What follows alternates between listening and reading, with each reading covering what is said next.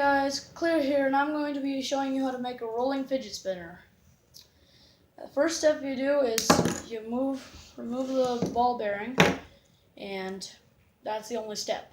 Then you just spin it like you do a fidget spinner, and then you just let it go, and it rolls and rolls as long as you want.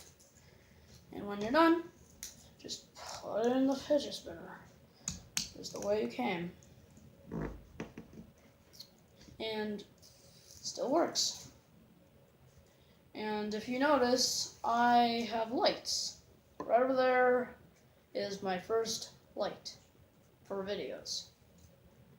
And yes, I have lights. It's great. Finally, I can record inside.